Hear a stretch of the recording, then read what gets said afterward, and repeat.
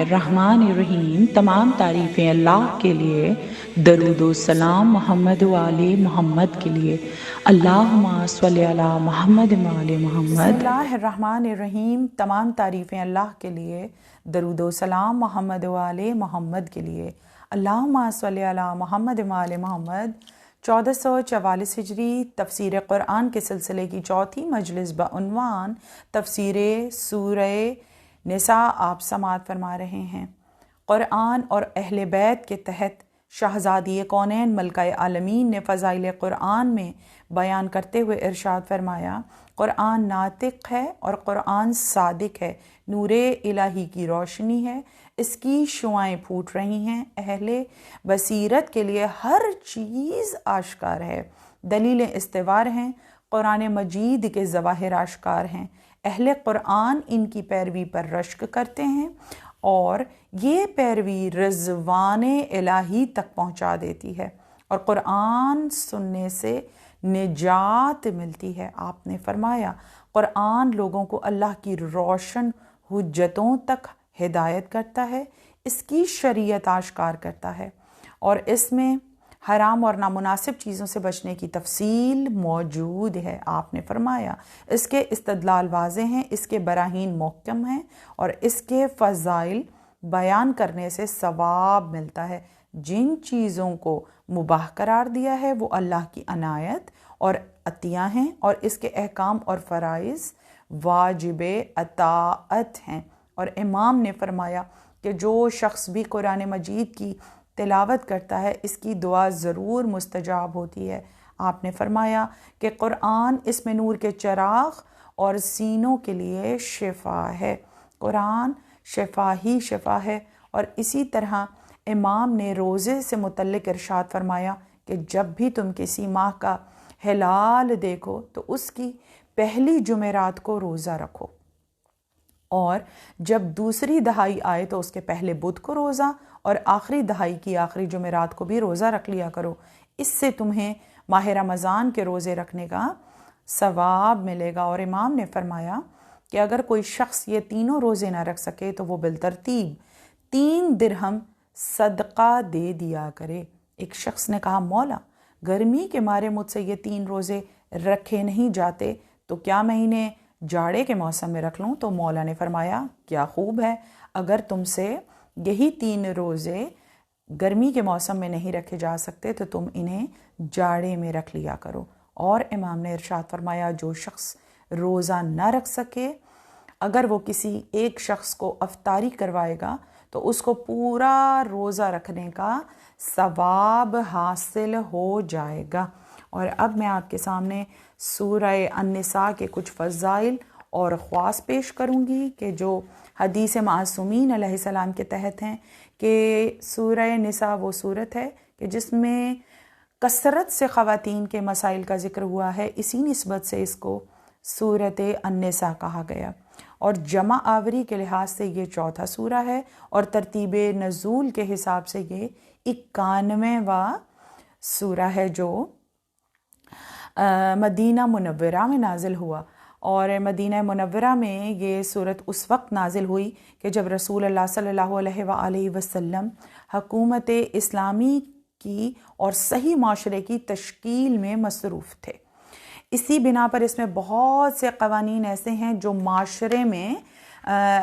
معاشرے کو بہترین روایتوں پر اور قوانین پر استوار کرنے کے کام آتے ہیں، راہ راست پر لانے کے لیے مؤثر ہیں۔ اور اس صورت میں نازل ہوئی ہیں وہ تمام احکامات پروردگار عالم کی طرف سے جس میں ایسے بت پرست موجود تھے جو زمانہ جہالت کی تمام آلودگیوں میں ملوث رہ چکے تھے، اس لیے سب سے پہلے یہ ضروری تھا کہ بری رسومات سے ان کی روح اور دماغ کو پاک کیا جا سکے۔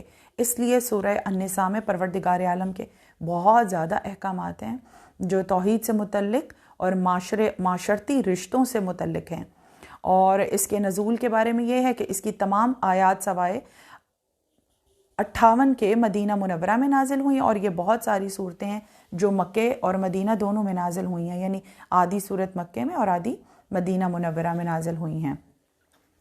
اور قرآن مجید کی صورت النساء اور باقی صورتیں جو ہیں ان کو جو ترتیب دی ہے یہ رسول اللہ صلی اللہ علیہ وآلہ وسلم نے ہی دی ہے، یعنی ان کی ترتیب نزول اور جمع آوری کے حساب سے ترتیب برابر نہیں ہے، لیکن یہ ترتیب رسول اللہ صلی اللہ علیہ وآلہ وسلم نے خود ہی جمع فرما دی تھیں۔ اور اسی ترتیب کے مطابق پہلا سورہ جو ہے وہ سورہ الحمد اور آخری سورت جو ہے وہ سورہ والناس ہے۔ سورہ النساء مدینہ میں نازل ہوا، یہ 176 آیات اور 24 رکوع پر مشتمل ہے۔ اب میں آپ کے سامنے کچھ اس کی ابتدائی آیات کی تلاوت کروں گی اور اس کا ترجمہ اور پھر پوری سورت کی تفسیر پیش کروں گی۔ ارشاد رب العزت ہو رہا ہے، بسم اللہ الرحمن الرحیم، یا ایہا الناس اتقوا ربکم الذی خلقاکم من نفس واحدۃ وخلق منہا زوجہا وبث منہما رجالا کثیرا ونساء واتقوا اللہ الذی تساءلون بہ والارحام ان اللہ کان علیکم رقیبا وآتوا الیتامی اموالہم ولا تتبدلوا الخبائث بالطیب ولا تاکلوا اموالہم الی اموالکم انہو کان حوبا کبیرا۔ ابتدائی 6 آیات اور اب ان کا ترجمہ۔ بسم اللہ الرحمن الرحیم، یعنی اللہ کے نام سے جو رحمان اور رحیم ہے۔ لوگوں اپنے پروردگار سے ڈرتے رہو جس نے تمہیں ایک نفس سے پیدا کیا اور اس کا جوڑا بھی اسی جنس سے پیدا کیا اور ان دونوں سے بکثرت مرد و عورت دنیا میں پھیلا دیے۔ اس خدا سے ڈرتے رہو جس کا واسطہ دے کر تم ایک دوسرے سے سوال کرتے ہو اور رشتہ و تعلقات کو بگاڑنے سے ڈرتے رہو۔ یقیناً اللہ تمہارا نگہبان ہے، یتیموں کو ان کا مال دے دو اور ان کے اچھے مال کو اپنے برے مال سے مت بدلو اور ان کے مال میں اپنے مال کے ساتھ ملا کر مت کھاؤ، یہ بہت بڑا گناہ ہے۔ امیر المؤمنین علی ابن ابی طالب نے سورہ النساء کے بارے میں ارشاد فرمایا، جو شخص روز جمعہ سورہ النساء کی تلاوت کرے گا گویا اس نے ایک غلام آزاد کیا، پروردگار عالم اس کی خود مغفرت فرمائے گا، اس پہ رحم کرے گا اور اللہ رب العزت جو ہے وہ اس کو سورہ نساء پڑھنے والے پر فشار قبر نہیں ہوگا۔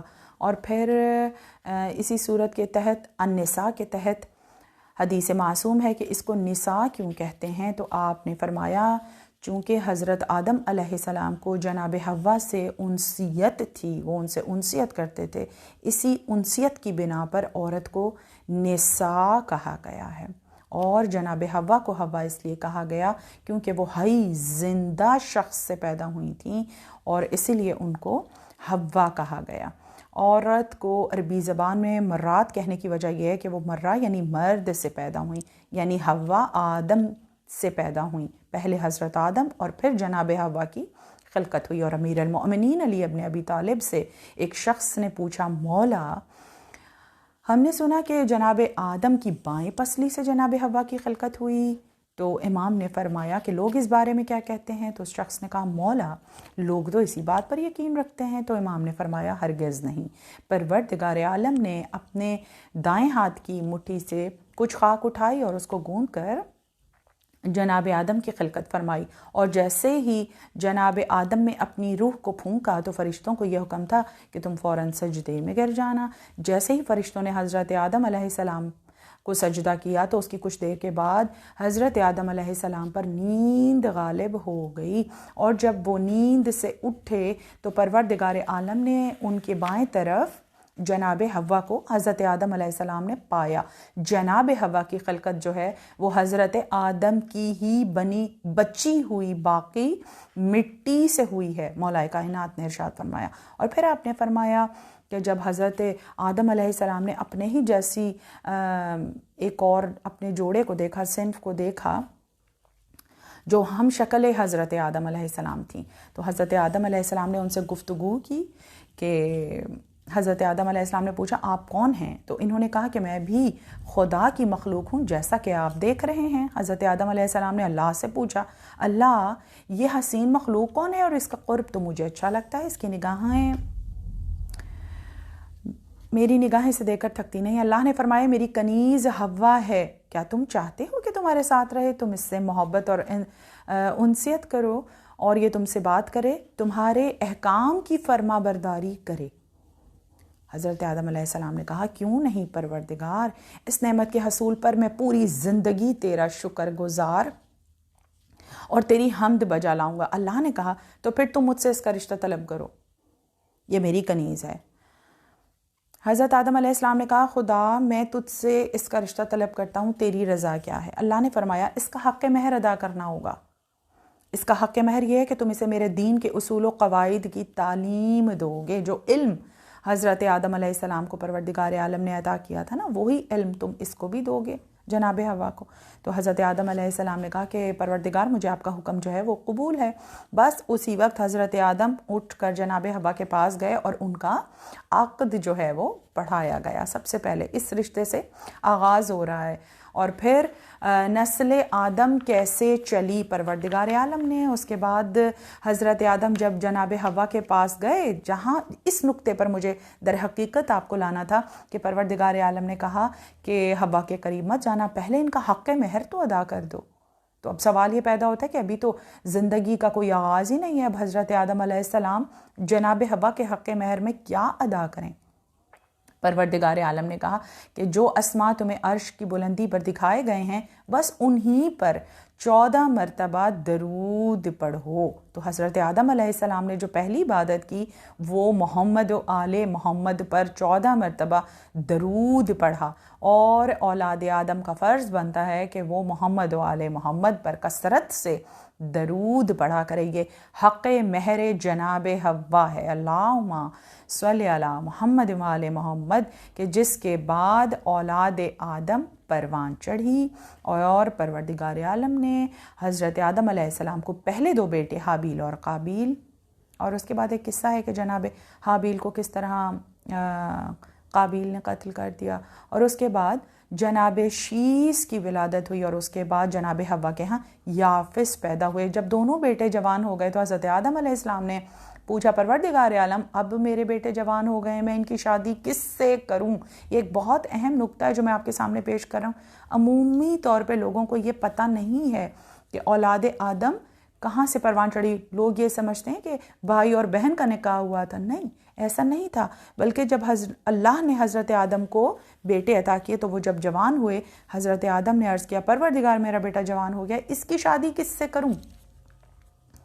اب حدیث معصوم امام محمد باقر علیہ السلام سے ہے، آپ نے بتائی ہے یہ حدیث، آپ نے فرمایا اللہ نے ان کے لیے جنت سے حور بھیجی، اور جن سے 4 بیٹے حضرت آدم علیہ السلام کے بیٹے جب جوان ہوئے، اللہ نے حضرت آدم علیہ السلام سے ان کی شادی کی درخواست کی، اللہ تعالیٰ سے اس کی شادی کی درخواست کی حضرت آدم نے، تو اللہ نے ان کے لیے ایک جنتی عورت کو انسانی شکل و اوصاف دے کر بھیجا۔ آدم نے بیٹے کا نکاح ان سے پڑھا۔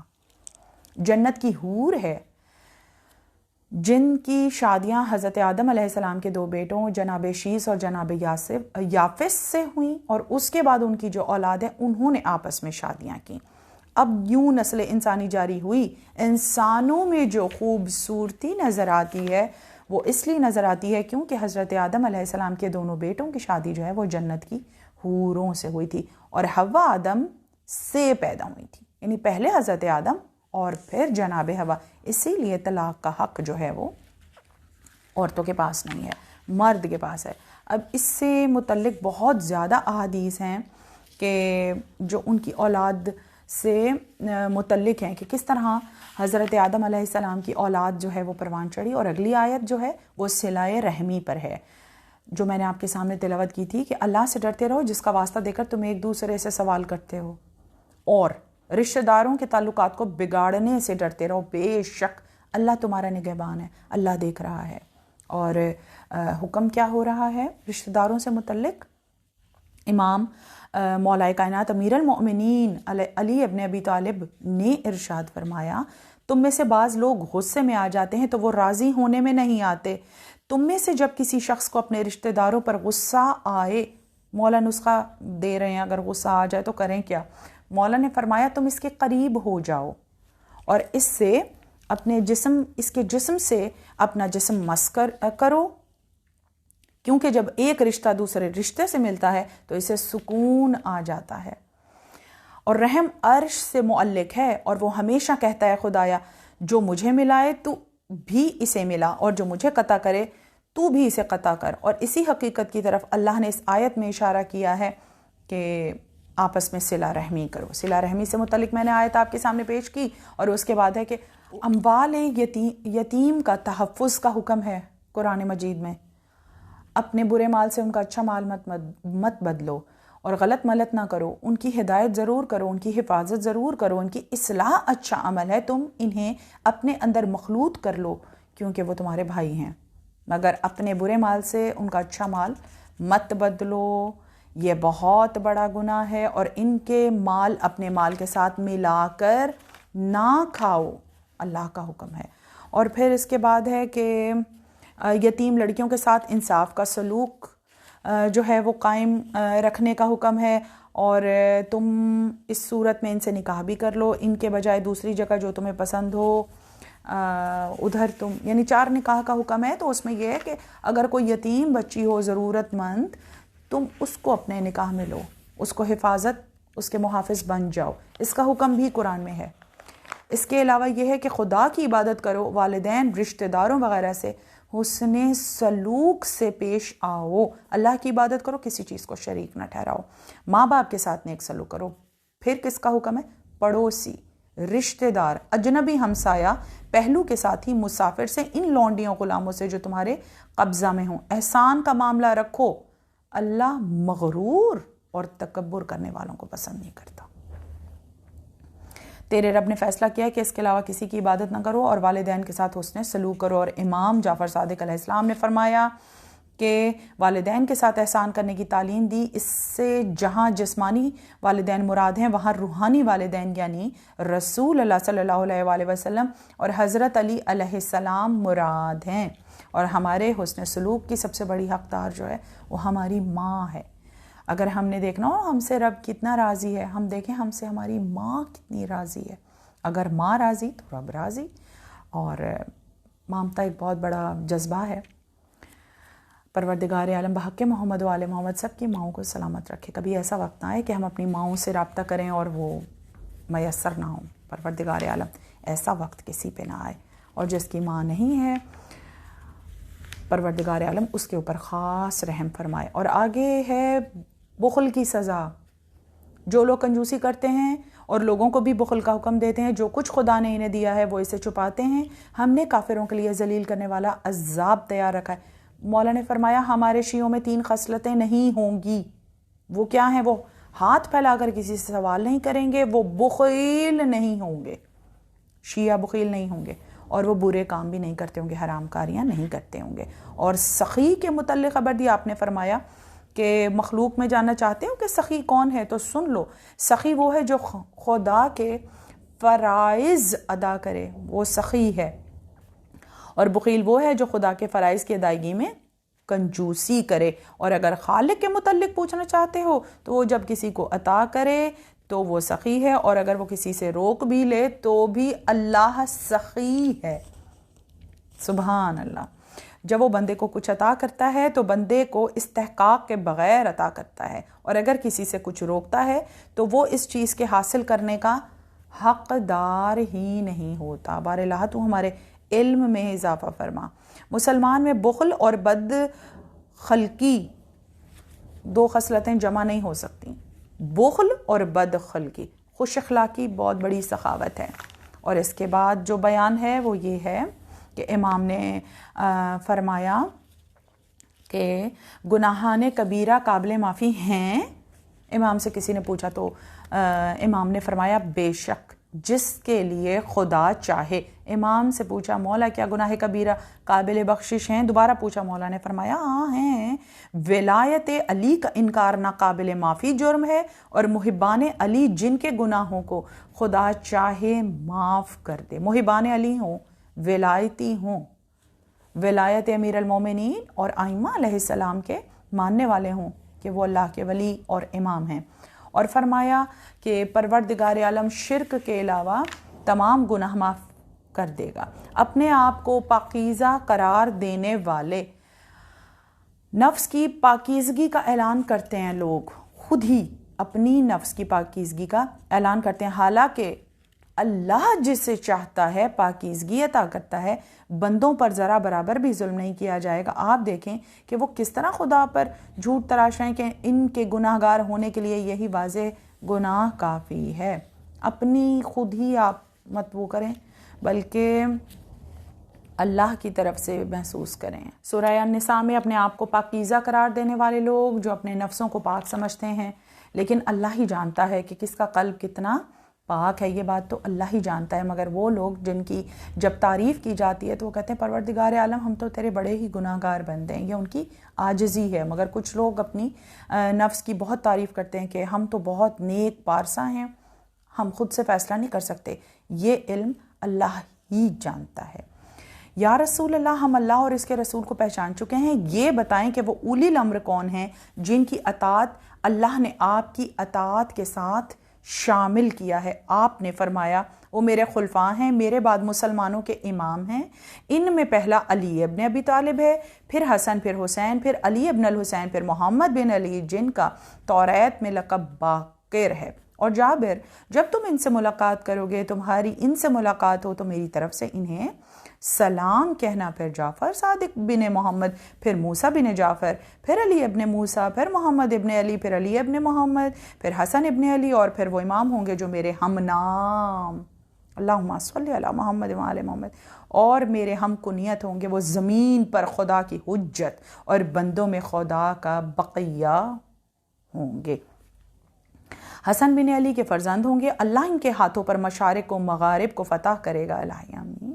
اور اپنے دوستوں، بے شک اور وہ اپنے دوستوں اور شیعوں سے غیبت اختیار کریں گے، زمانہ غیبت میں ان کی امامت کے عقیدے پر وہی قائم رہے گا جس کے دل کا خدا نے امتحان لے لیا ہوگا۔ اللہم صلی علی محمد وعلی محمد وعجل فرجہم اجمعین۔ یہ ہے جناب اولی الامر کی پہچان، نام سے کروائی ہے رسول اللہ نے۔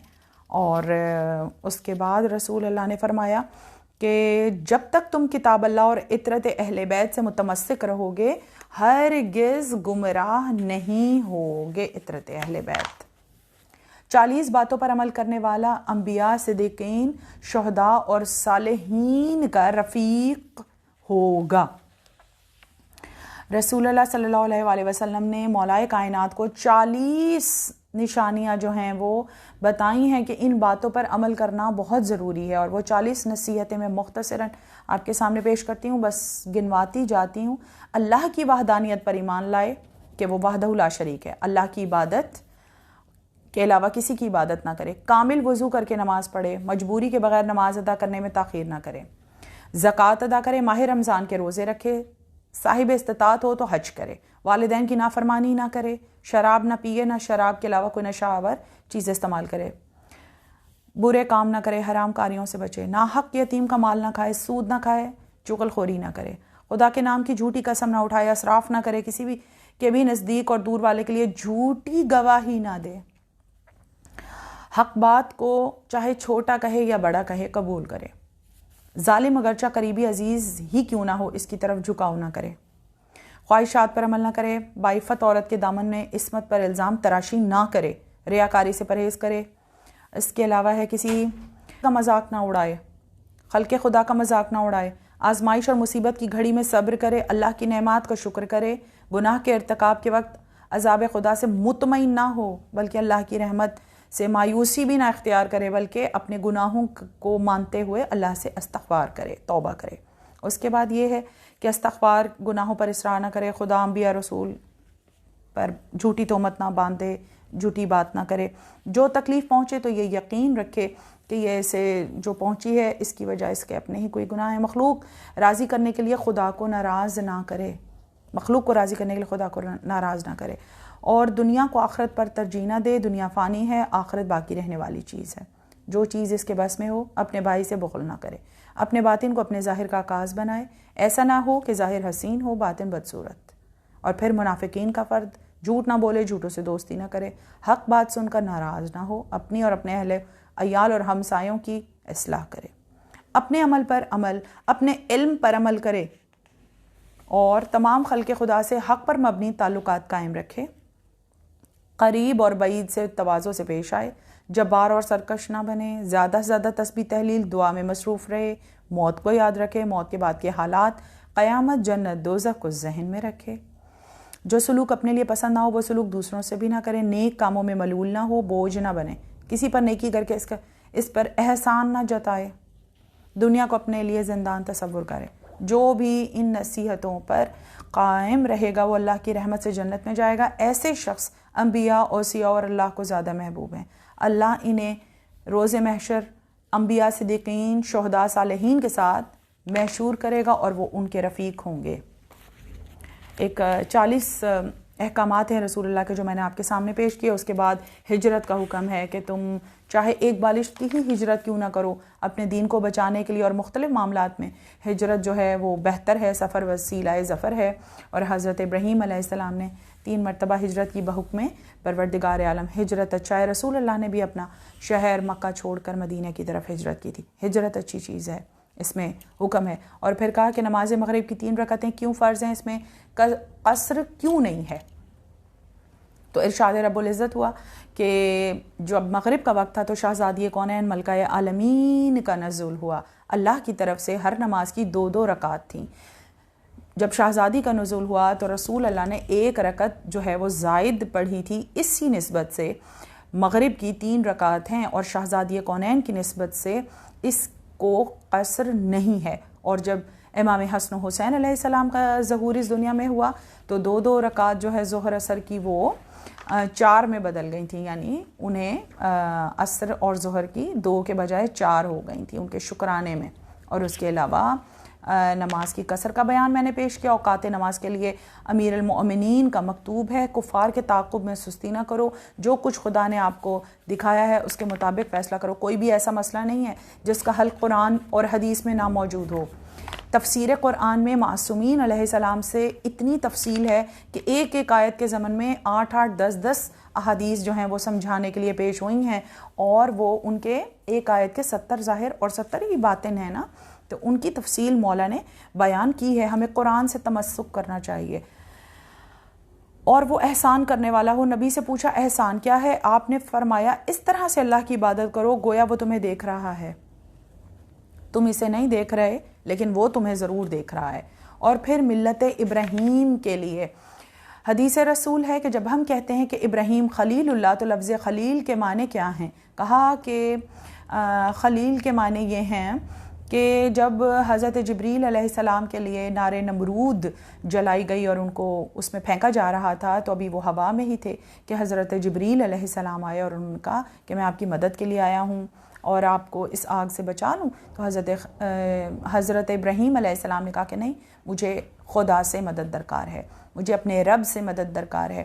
انہوں نے رب سے ہی صرف مدد مانگی تھی، اسی لیے ان کو پروردگار عالم نے خلیل کہا، یعنی اپنا دوست کہا۔ ایک حبیب ہے جسے خدا خود دوست کہے، اور ایک وہ خلیل کے معنی وہ ہیں کہ جو خدا کو اپنا دوست سمجھے، صرف خدا کو کی طرف اپنی لو لگائے۔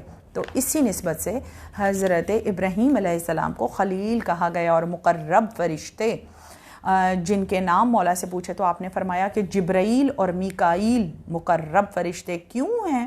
کیونکہ اللہ نے شب معراج مجھے وحی فرمائی کہ میں نے کہا کہ پروردگار عالم تو نے میرا نام محمد رکھا۔ قرآن شیریں ہے، لطیف ہے، جب ہم اس کو پڑھتے ہیں تو ہم محو ہو جاتے ہیں۔ اس کی ایک لطافت ہے، ایک احساس ہے اس میں، اس کی تلاوت میں یقیناً۔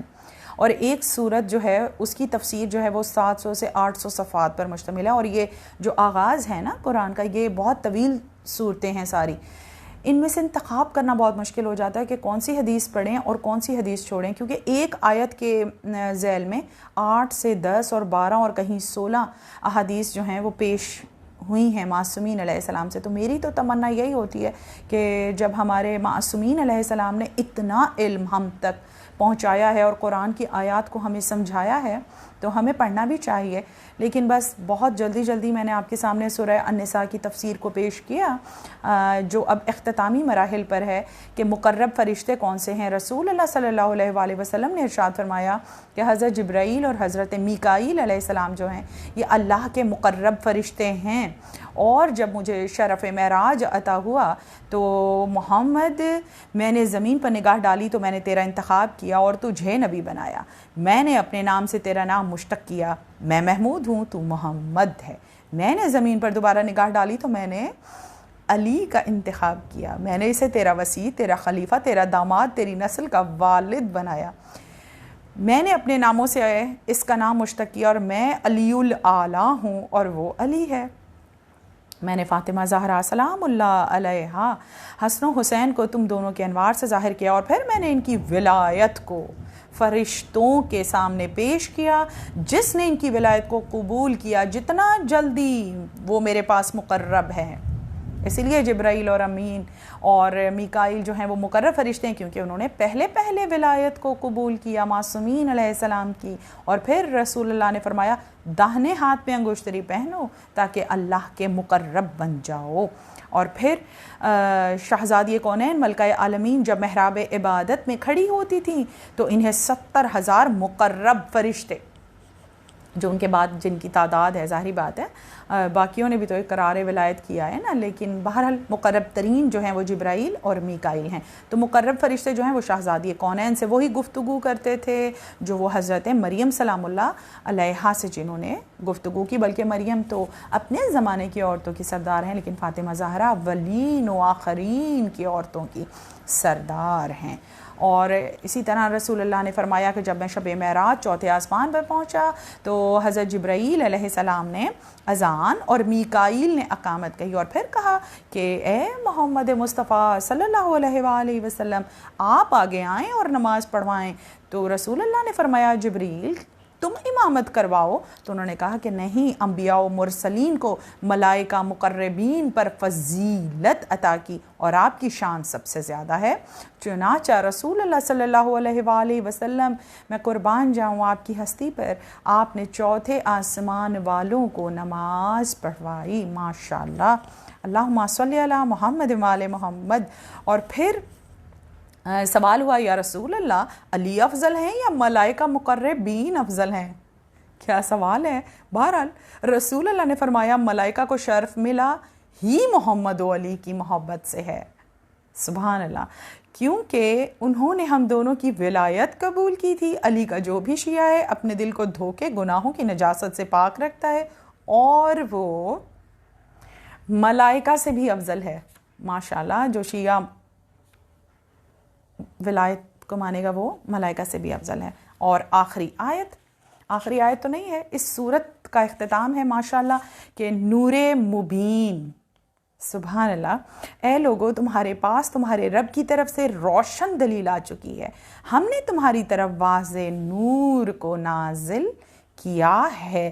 اور امام نے فرمایا نور سے علی ابن ابی طالب کی ولایت مراد ہے. نور مبین سے مراد ولایت علی ابن ابی طالب سے مراد ہے. اور پھر آپ نے فرمایا برہان سے رسول خدا اور نور سے علی مرتضی مراد ہیں. اور صراط مستقیم کیا ہے؟ کہا صراط مستقیم علی علیہ السلام ہیں.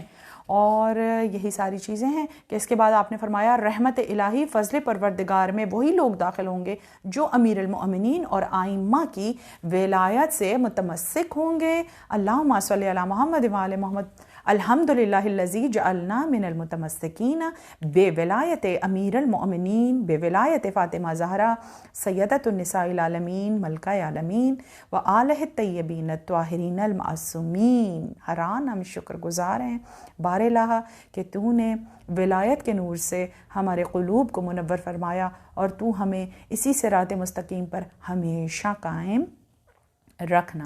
آمین یا رب العالمین. اللہم صلی علی محمد وآل محمد وعجل فرجہم واجمعین. علی سے بہتر